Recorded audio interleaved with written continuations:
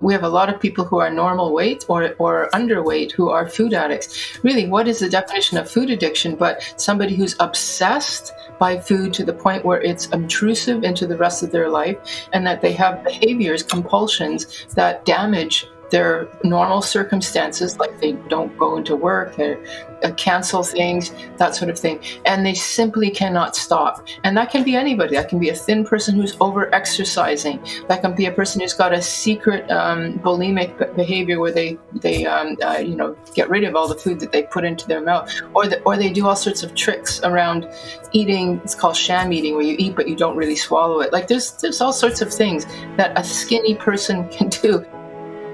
Food Addiction is a podcast which explores the disease of food addiction and presents the solution. We interview professionals and counselors who specialize in the disease of food addiction, and we interview individuals who have successfully recovered from food addiction and discuss how they did it. Esther Helga Goodmans-Dotier was motivated to change careers after she recovered from food addiction by opening a food addiction treatment center and the InFact School, the world's first and only sugar and food addiction counseling training, which offers a recognized certification. Check out the website for more information on obtaining this certification, as well as proven recovery programs at infactschool.com. Listen to these episodes as we discuss the problem and the solution around food addiction. I'm Susan Branscombe. I am a recovered food addict and the host of this podcast, Food Addiction, which is sponsored by the InFact School. I want to welcome our guest today, Dr. Vera Tarman. Welcome, Vera. Thank you. Thank you, Susan, for asking me to come here.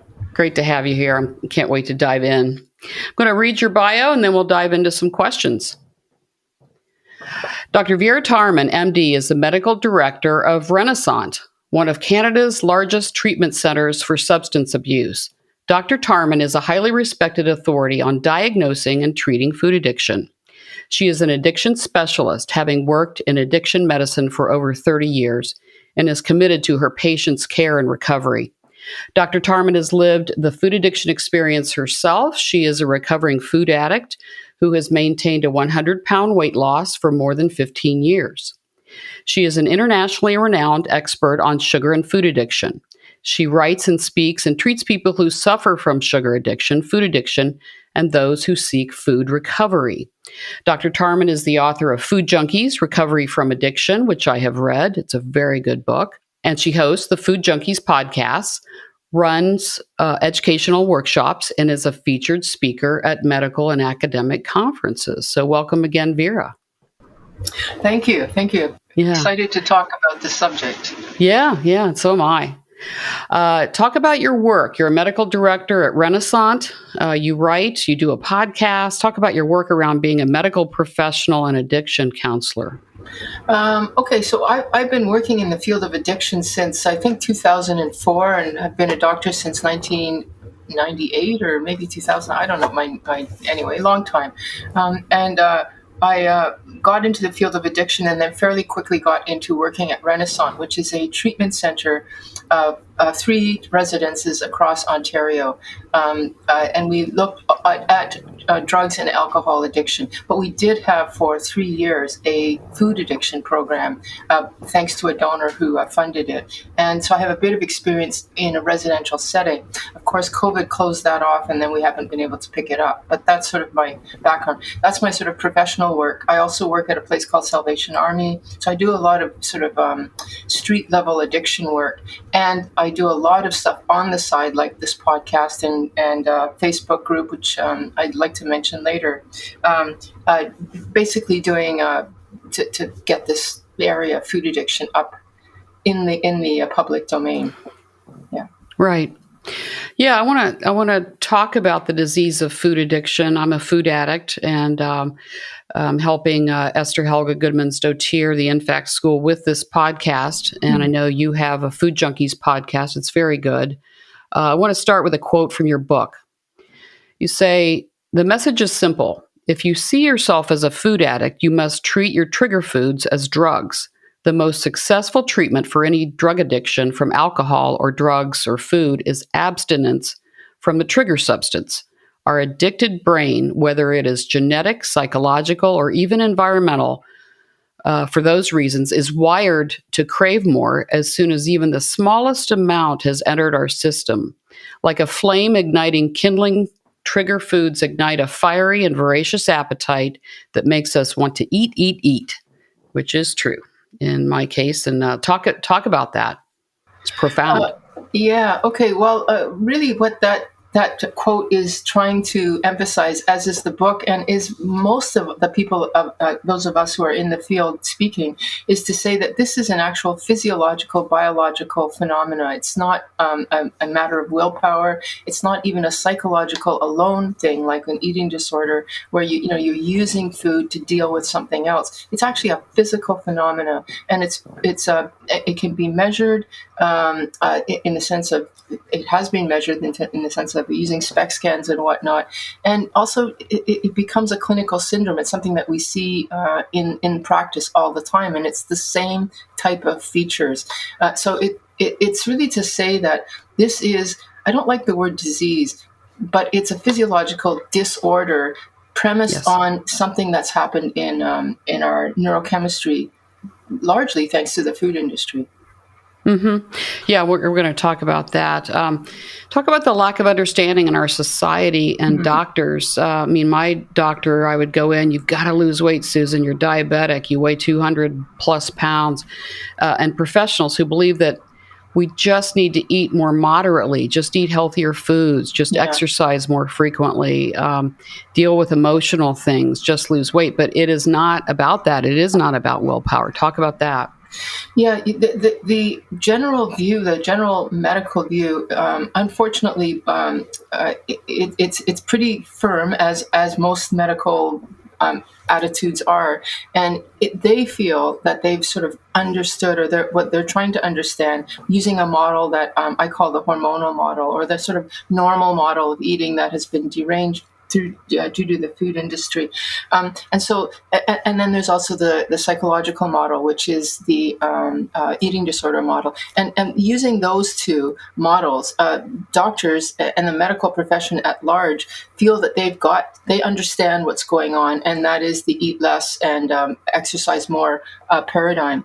And so we are in the unfortunate position of having to show that we are different than that, because they, in a sense, came first, or they dominate the field first. And we cannot get away from the economics, the political economical angle. That's what the food industry wants us to sit with, is that. So all the medications, all the research that's coming out is all focused on those two models. And there we are, newcomers to the field, saying, well, actually, we're not that new, but we are in the medical world, saying, look, there's another model. Yours is right, but there's ours as well. And physicians just don't want to go there. And until it's called the standard of practice, until research, until education, and the higher ups, like the universities, et cetera, that tell us what we should do, that set our guidelines, until they change, doctors are more likely to say, I'm not going, that's extreme, that's odd. Right. We're going to go with the standard care model. Right. Yeah. There's a total blame the victim kind of thing. Like, Susan, why can't you lose weight? And, you and I share this, we were successful in different things. You give me something to do, a problem, something to do, I will fix it. That one I couldn't fix, and there's a whole blame the victim, why can't you just stop? And my husband used to say, why can't you just moderate your food? I'm like, I don't know. And the thing is, I ingest sugar, I ingest processed foods. I couldn't stop when I started. Right. And it's very similar to somebody saying, you're depressed. Why don't you just be happy? Why don't you just get over it? Get over it and do something. And the person who's depressed or who's anxious, saying, I don't know why, but I can't. Like, there's something that's happening physiologically. There's something that's happening, and until that's addressed, you can just yell at me, and all I'll do is feel shamed. So yes, it's the whole depression model, for example, in psychiatry, it is essentially a blaming the victim model, and then we treat the victim, but we don't look at the external causes, which, by the way, could be food as one thing, but it's also things like in our society we just, it's very difficult to have, I don't know, especially since COVID and climate change, et cetera. There's a lot of things that stress our psychology, and if we don't address that, it is essentially blaming the victim. So we're Right. essentially we're comparing the more resilient people, or in the case of food addiction, the non-food addicts with the food addicts, and that's just so unfair because it's not Hmm. recognizing that you and I have a different biology, and it may not be a genetic, although genetics is definitely a role in it. It could just be exposure to, we're vulnerable to something, and now something has changed that makes me Right. different than the non food addict. Right. Yeah. You cite a quote from Kay Shepherd's book, which I've read, Food Addiction, The Body Knows. Mm. And she says something really good here. And you cite this in your book. Food addiction is a chronic, progressive, and ultimately fatal disease. It is chronic because the condition never goes away. It is progressive because the symptoms always get worse over time, and is fatal because those of us who persist in the disease of food addiction will die in early death due to its complications. Yeah. So, yeah. Well, Kay Shepherd is a pioneer in the field, and those of us who are in the field now, bow to what we call the giants. We stand on the shoulders of giants, and she's one of the giants. Yeah. Yes, it's that, and this is the thing that the medical profession doesn't like to see, is that we're saying not only is there a physiological change, but actually a condition develops, this food addiction syndrome, and in the same way as other conditions like diabetes are chronic and progressive, so is food addiction. In fact, I think there's an actual parallel where we're now starting to talk about that possibility between diabetes, pre-diabetes, pre-food addiction, diabetes, food addiction. Like there's a similar parallel, an association, not a causation, but an association, which is very interesting. Anyway, that it's a chronic progressive condition. And if you don't, quote, we say this in the addiction world, get off the bus sooner, you're going to ride to the end of the bus, which is death. And that's the same death driven by compulsion and inability to stop. These are the features of addiction that happen with tobacco, cigarettes, alcohol, opiate use, cocaine use, all of Right. them. If you continue to use the substance, it gets worse and worse and worse until finally that's the end. Yeah. It's Yeah. progressive, right? And we It's were dying. progressive. We were slowly killing ourselves with food. That's what I say about myself. And in Yeah. the book, you say sugar triggers the same neurochemistry and neural pathways as cocaine. Yeah. Sweet and chocolate mimics the effects of alcohol and opiates, Yeah, right? I actually think that for people who, because alcohol is sort of more common in the general world, I think that if you compare sugar to alcohol, it's a pretty useful one, because actually alcohol is just fermented sugar. So it's, in a way, it's the big sister of sugar. And if we just look at the chronic progressive nature of alcoholism, it's similar to food addiction. It's just alcohol, because there's so much sugar in a bottle of whatever it is you're drinking. It's a quicker process, but you die of the same thing. You get liver cirrhosis, fatty liver disease, diabetes, eventually heart attack. That happens with food too. It just takes a little bit longer because you have to eat it rather than drink the sugar. Yeah, you talk about it in the book, and I had this experience where I was drinking too much, got in recovery. I've been sober for almost 11 years, but then I started eating even more. And so and this is pretty typical pattern, right? That alcoholics go on to something else like food. Absolutely. Yes, absolutely. Yeah. That's exactly it. And in the Yeah. treatment center where I work, where we treat alcoholics, it's really interesting how quickly they adapt to a sugar addiction. They'll often say to me, I can't believe I'm eating so much. I never used to eat this much before I came here. And I think, yeah, because you were drinking, and now you're not Right. drinking. And so now there's the food, and it calls to you in a way that it didn't before you picked up the alcohol. That's right. Yeah. Yeah. One of the most interesting things I think in your book was this, and I think I learned this, that there is a difference in emotional eating and food addiction, or as we say about food, a substance use disorder. But food addiction is different than emotional eating, and not necessarily all food addicts are emotional eaters, and not necessarily all emotional eaters are food addicts. So talk about the difference. Yeah, that is probably the biggest controversy or snarl or entanglement that we have to disentangle, even as far as trying to get food addiction acknowledged with the DSM-5 committee, is we have to say, here's how we're different than emotional eating. For example, sort of the classic, if it becomes a syndrome in and of itself, that's called an eating disorder. How do we make a distinction between that? The problem is they look the same. So a person is overeating because they're feeling distressed, and so they're eating too much all at once, and possibly even purging. A food addict will do that too. And so a lot of people who identify as food addicts will say, I was initially diagnosed as having an eating disorder, or bulimia, or binge eating disorder, something like that. There is a difference, although we always say, all of us, that you can have both conditions, which just makes it even more difficult to disentangle.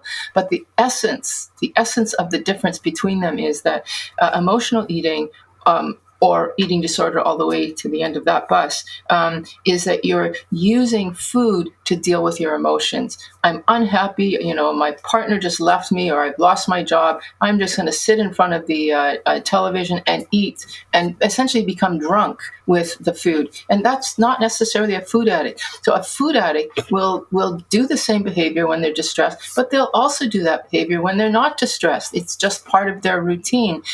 Or it might be, and we say that we see this happening all the time for people. It might even be, I don't know how not to have that food. Instead of I need that bottle of wine to get to sleep at night, that's the alcoholic story. The food addict story is, I won't be able to sleep unless I have my tub of ice cream, or my a bag plus of cookies.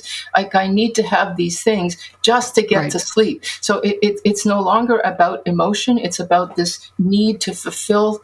Otherwise, you'll be in distress, basically withdrawal, physical withdrawal. You can be as happy as ever. Somebody says, Susan, congratulations, you did a great job. Let's go out for dessert. And you're going to be thinking, yeah, and I'll be sitting at that plate, or I'll be thinking about food the rest of the. No, I'm not going for, because that it's not going to stop at one. You don't have to be in distress. Yeah. So people that might not have a food addiction, but eat emotionally because they've lost a job, they're going through a divorce, maybe they've had past sexual abuse. They may eat to cope with those feelings. Yes. And once their emotions are treated, they may or may not go back to food because they're not food addicts at times, right? That's right. Once the eating disorder model, or just the regular model, is, okay, let's talk about what the feelings are behind this, and then you won't need to turn to food. So you're going to resolve your issues eventually, and you'll be fine. You don't need to turn to food anymore.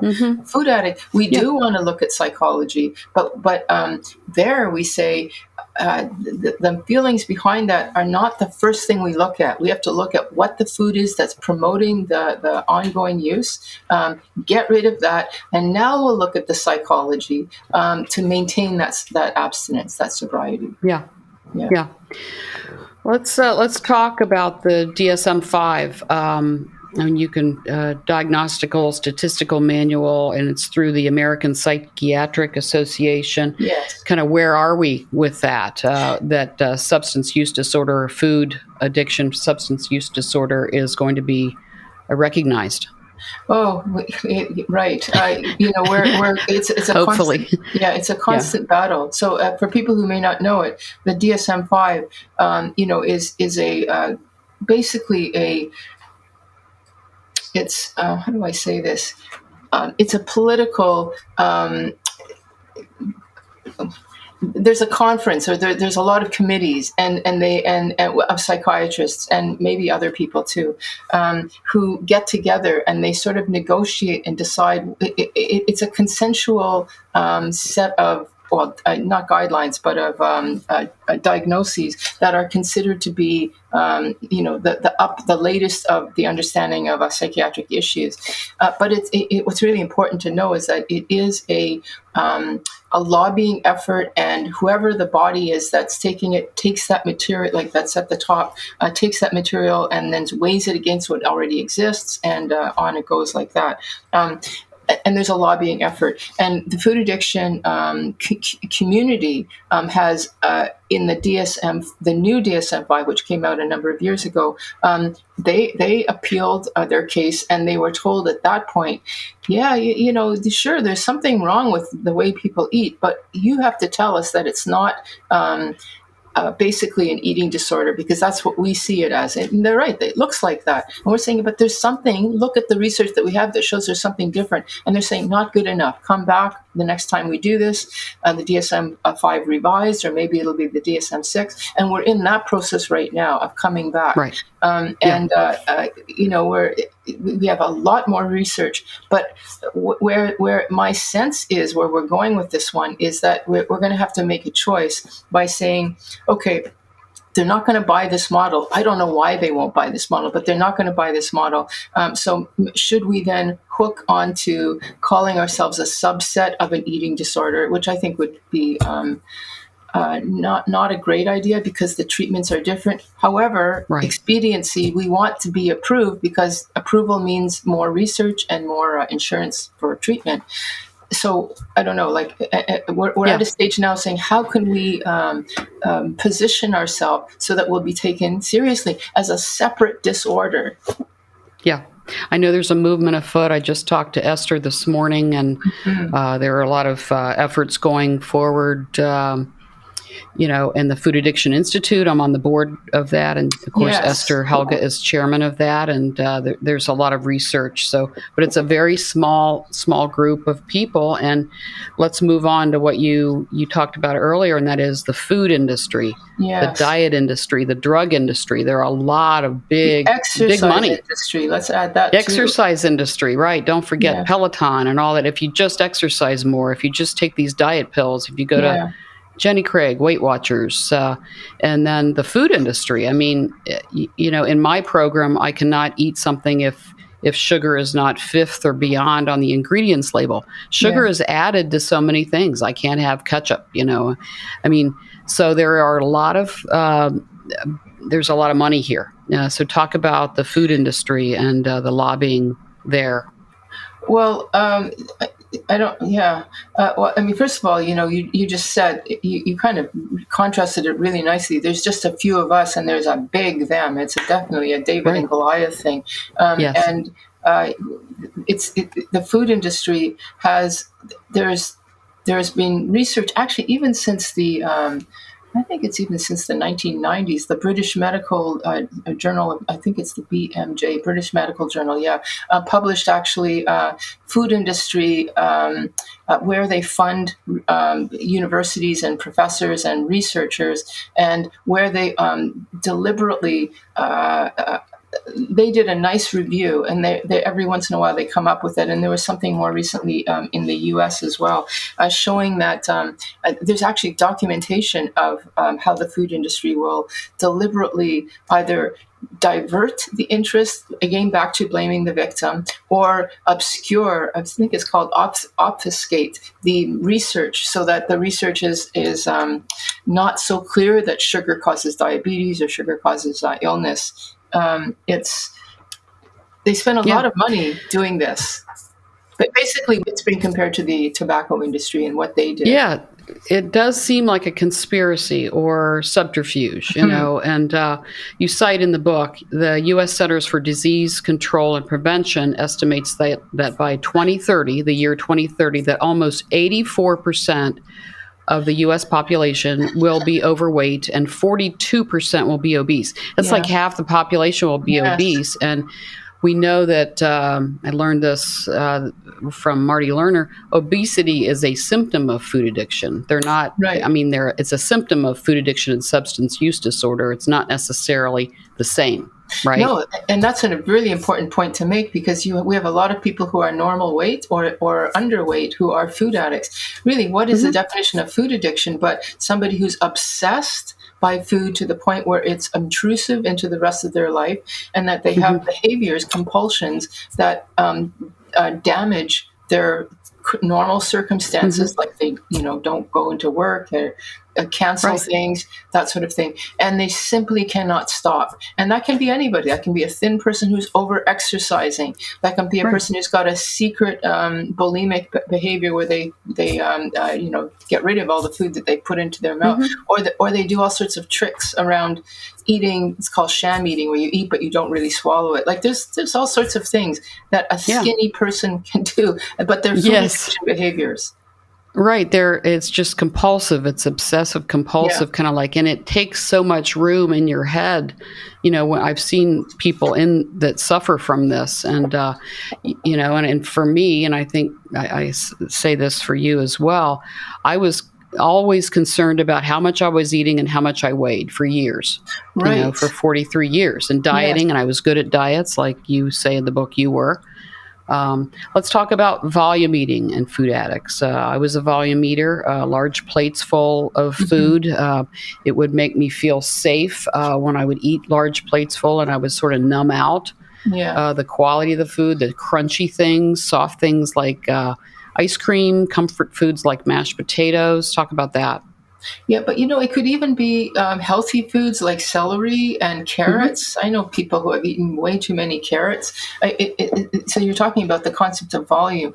Yeah, Really, what you were describing there was a kind of mix of the volume and as well as the like ice cream is and the intoxicating in and of quality of the itself. food, right? So Yeah, that's why it's so super easy. But what actually is happening when you even eat healthy foods but too many of them?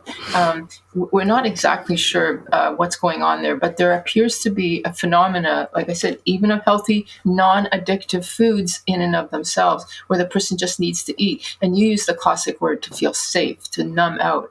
And there, because we're using the concept of this is an addiction, there's a phenomenon, an external phenomenon that's sort of hijacking or taking over our mind.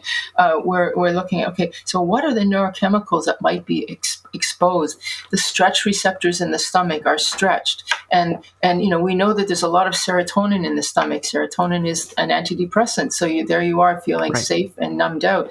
It's also sometimes people eat to the point of almost pain, but it's a nice pain, if you will. It's unless you eat too many, it's a fine line. But there's probably endorphins that are being released too.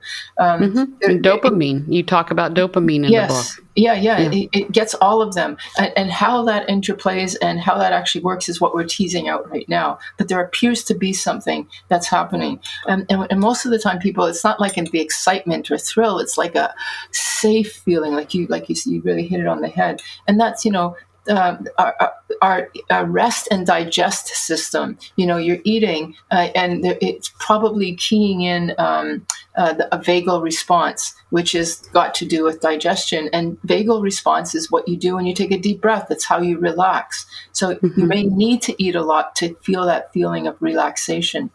Right. And it may not, you may not get that feeling anymore. But when the thing about addiction is it starts off being something that you're chasing because you like the feeling, and it ends up being, I'm using this because I don't want to be in withdrawal. So it Right. might be that I need to feel full, or I will feel unsafe, I will feel anxious and agitated. Hmm. Yeah. Talk about, as we go there, let's talk about late stage food addicts. I was a late Hmm. stage food addict. I had metabolic syndrome, which you talk about, high Right. blood pressure, diabetes, and then high cholesterol. I weighed 203 pounds. I really should not have weighed, I should have weighed like 135. So, Mm. talk about the late stage food addict. Like you say, you start, just like when you start drinking, it feels good. Yeah. But then you keep drinking or you keep eating the way we eat to not have withdrawal symptoms. Exactly. So, when people say, "Oh, you're just overreacting here. What's wrong with having a little bit of something to make you feel better?" Like they may be themselves in early food addiction, or they're not understanding what it's like to be in later stage food addiction. Because food addiction, at least in the early stages, it's like any other drug. I'm an ex-smoker. I used to love smoking until I was coughing all the time, and I needed that cigarette, or else I would feel really agitated. So there's a sort of honeymoon period that eventually you move out of, and then it's just, I don't want to feel the end stage. I don't know any food addict in late stage that's saying, I really, really, really enjoy that chocolate cake. They don't even taste the chocolate cake as they're shoving it in their mouth. The pleasure is gone. It's just the feeling. It's that chase of, if I have another cake, maybe it's not chocolate cake, maybe it's peanut butter cake, maybe it's something else I need that will take that edge off that I'm chasing, which is the dopamine. It's end stage food addiction is not fun. It's misery. It's absolute misery. It's not. And the person wants to stop, but they can't, because what will happen is they're going to go in abject despair and depression, and maybe even feel suicidal, because now I have to look at myself, at the consequences, either weight or diabetes, whatever. I don't know how to stop. How do I live with that? It's miserable. Yeah, it's the denial is powerful. The disease is and the denial about it is powerful. Even when I look back at old photos, I'm shocked at how far it went. But your background, let's talk about your own struggle with food addiction. Some of the professionals I've interviewed so far for this podcast, including Esther Helga and Marty Lerner, are not only on the front lines of helping food addicts, but like you and me, they have had experience with addiction. So talk about that. Talk about your background. I think it's really interesting that because food addiction is so dismissive and people laugh about it, now it's a little easier because there's so many of us in the field and there's a collegiality. But in the early days, Marty was on his own, I was on my own, Esther was on her own, feeling like what's wrong with us, I guess what I'm trying to say here is it's really interesting that those of us who withstood all of those pressures, it's because we had our own story, and our own story, which is the sort of engine that got us through all those hard, dark days of before. And my story was that I, like you, I actually got up to 240 pounds. And I was actually not I was a fairly small child. Like, I wasn't what we say, I didn't come from big numbers. I was actually pretty underdeveloped. But once I got to like my early 20s in university, I had this crazy belief, which of course many of us do, that if it's something that the university is offering, when I was an intern in a hospital and saw the foods that were there, I thought, well, it must be healthy because they wouldn't offer it to me otherwise. And so I used the food to cope, and then ended up, because I have a family history of addiction, and I also myself drank a lot and then stopped when I got into university, or that was when I started to stop. I found that food was a really effective way to stop drinking. And smoking pot and all the other things that we did in those days. And anyway, I found that food was my answer. And then I discovered, like, as I said earlier, it was my answer whether I was happy, sad, glad, whatever. It didn't matter what. It became something that I was dependent on, like I was on my pack of cigarettes. And then when it started to become very unhappy making, I had crossed that line, so that I never actually got to pre-diabetes, but I definitely got to obesity, uncomfortable obesity, like the kind where I had a cane, a nice walking stick to help me walk around. I mean, I made it an affected, like a beautiful walking stick. I'm just using it. But basically, I don't use that walking stick anymore because it slows me down. I want to walk now. Right. Anyway, that's my story. And then actually, because I'm in the addiction field, I became aware of addiction and concepts. And it just hit me one day, like it hit Marty on his own one day and Esther on her own one day. Oh my God, let's treat this like an addiction. And when I did that, it was like, that was the answer. That was the answer. Yeah. But it's a hero's work. Yeah. I respect the work you guys do. And you have the personal experience. You make a nice acknowledgement of Esther Helga. And I know that you teach at the InFact School. You taught one of her first sessions. And she respects you a lot. An excerpt from what you say about her. About Esther Helga Goodman-Stottir, your program in Iceland, the InFact School, was one of the first of its kind and remains a stellar example of how food addiction services can be provided. Absolutely. So high praise. Yeah. I mean, Esther's program, I think it wasn't the first, but it was one of the first. It was the first one, I think, to include like high caliber speakers, not just me, but Robert You are. Lustig, Robert Lustig, Yeah. Nicole Avina, like people who are in the field, highly respected in their area, and Right. she got them to come to there, and she's continuing to accumulate people like that. So that means that the student is exposed to the real research. And so this isn't like food coach that you pick up off the internet because they're going to promise you weight loss. You're getting good quality material from the food addiction front lines, as it were. And I continue to support Esther's program because that's a goal of hers. I know that there's others now starting up here and there or other ways, but hers continues to be amongst the top, I think. Yeah. Yeah. Yeah, no doubt. Let's talk about recovery. Like you, I'm a recovered food addict. I dieted for 43 years, succeeded and failed over and over. We talk about 12-step recovery. I got into 12-step recovery, and I've maintained a weight loss of 70 pounds. But there's a statement you make in the book. It says obesity, cross addictions, diabetes, depression can be averted if food addicts simply get off the bus of their addiction sooner rather than later, and then really get these trigger foods out of their lives and get a good food plan. So we're going to talk about that. Okay. Well, that's the piece. And now you mentioned denial. And the thing is by the time, like, I'm in recovery and I didn't need to try again because I'd already tried everything. I tried all the diets and tried the things that were out there. So for me, it was like, once I got the concept that this is food addiction, and like you, I found a 12-step program, which gave me a plan of action. And we can talk more about what else it gave me, because I think that's really important. But one thing I didn't need to be convinced about was that if I go back, I'm going to pick up again and it'll be worse. The people who are early on, they don't have that experience. And so they're like, why? You're going to ask me to never have this again? Like, to me, it's like, right, yes, if it means freedom from the obsession, I'm happy to let it go forever. But early days for people, it's like, nah, our sense of denial this is what we call hitting bottom. You have to really want to do those steps, because otherwise the addict mind will always say it's not that bad. I know in my bones that it is that bad, and so I'm not going to pick up again.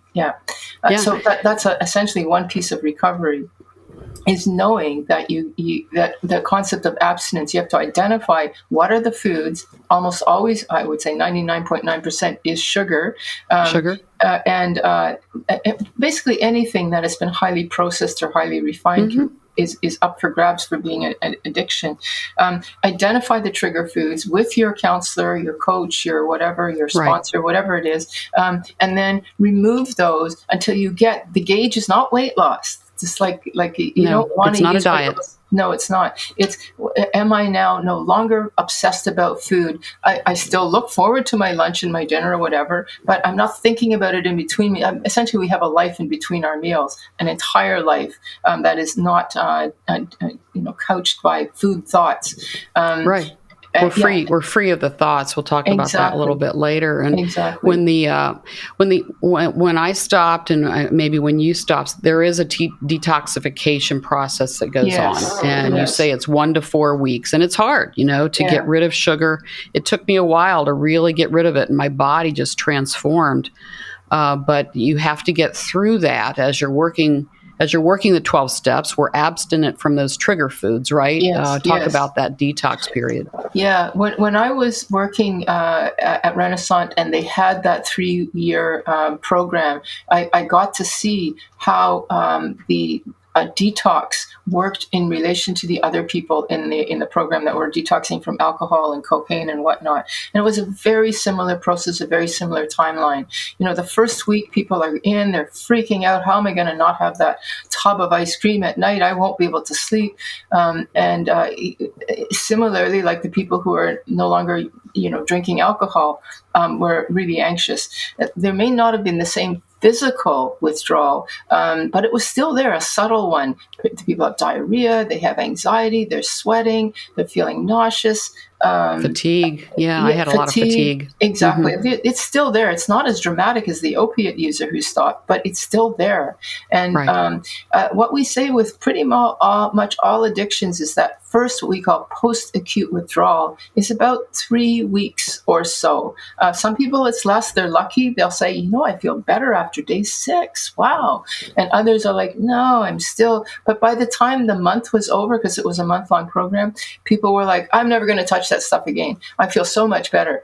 However, and we have to talk about, what happens later. If they pick up again, then it's back to not quite square one, but it's back to being in the addiction. But if they can actually abstain, pure abstinence, it doesn't take that long. But it is pretty miserable. So in that month where they were locked up, they had access to counselors at 11 at night or even 2 in the morning when they woke up. If you're on your own, we would definitely say join some kind of an outpatient thing. If you can do an intensive, do an intensive. And if you can't do any of that, you have to get support. You can't do this alone. The addict is shrieking inside of your head for at least 7 days. We're going to talk about recovery programs, but before that, I want to talk about food plans and, what do you eat if you don't eat processed foods? And I worked with a dietitian, a nutritionist, and she said, when we started with how much should you weigh? I should weigh about 135. Okay, how are we going to get 70 pounds off? Here's what you should eat to weigh 135. And I eat 5 to 6 times a day, 5 times a day right now. And it's a combination of a lot of vegetables, a little bit of starch, fats, protein, fruits.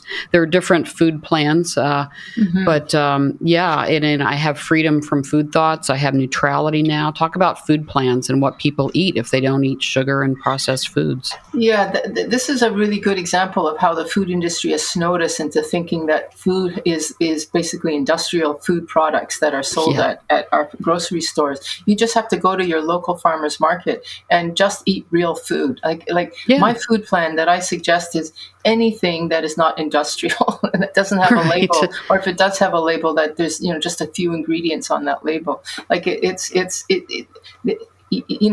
say, hey, keto works really well, or plant, or what I could say, but it's not necessary. You just pick the plan that suits you, suits your ethnic background, suits your tastes, which, by the way, will change anyway. They will change, and just find out what those trigger foods, remove them. I like your idea of going to a dietitian, but it has to be an astute one that gets food addiction. But find somebody that can actually tell you the nutritional value of stuff, because you're not going to want to eat a lot of something that has no nutrition or very little. Find the power foods, whatever they are, and remove the trigger foods, and then you've got your food plan that works for you. And some people, you mentioned volume addiction, will actually have to portion control as part of their food plan. But once you do that, like a portion controlled. So for an extreme food addict, end stage, they likely will have to do some sort of portion control, and their food choices are probably more limited than an early stage. But it's like you're not looking at that person going, "Oh my God, how can you eat that horrible stuff?" They're saying, "You know what? I feel so free, and I enjoy the foods that I'm eating. I'm not feeling deprived at all. You might think I am, but I'm not." Yeah, I love my foods, and I weigh and measure everything in my program, and I have to, because I can't really be trusted to what is 4 ounces, what is 5 ounces. I have to weigh it, and that's my commitment to this program. I can't eyeball it, because I will give me an inch, I'll take a mile. Let's talk about recovery program. That's the addict in you. It's that's not the you, addict in me. Addict. I am wildly aware. But there's freedom. We're going to talk about that at the end. You talk about recovery programs. Renaissance is one. I went through sort of a leadership program for a while with Shift, previously Acorn, Bill Wardell and Mary Foushie's group. Another set of giants in the field. Early pioneers. Yeah, exactly. Milestones in Recovery. Marty Lerner has a place in Southeast Florida. So we talk about 12-step recovery without mentioning, the organizations, of course, in respect for the traditions. But we have to get to the bottom of why, what is causing us to eat. Now, food addiction is one thing, substance use disorder, but with recovery, it's not a diet. So we have to get to the reasons, right? Talk about that. Yeah.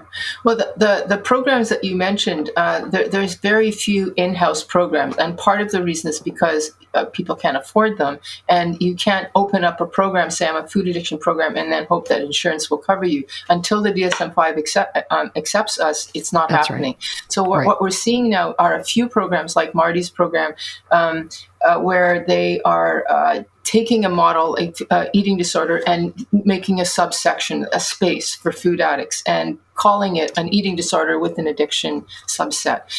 Mostly what we see is like what you mentioned, shift, like a 5-day intensive, where it is kind of like residential because you find a place and then you're all intense for 5 days, but it's not like a nice month long or 3 month. That would be ideal. And then there's a few other programs that are outpatient but highly intense. Yeah, like Sugar RX is one. You just type this up. Sweet Sobriety is a new one.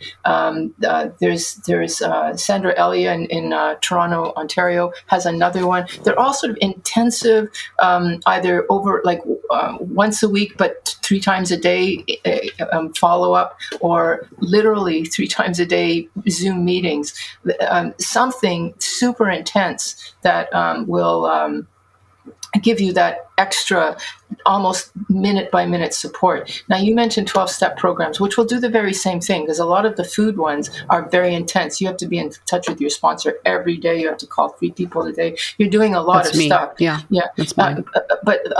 So for people who are open to 12-step, you can do everything that we just talked about for free. But these other options are sort of secular alternatives, where you pay a bit of money, but then you get a very similar type of intense support. And I got to say, I think that with addiction, especially food addiction, where there's so many temptations out there in the world, we need to have that intensity of support. It's an intense addiction. We need intense recovery. It is.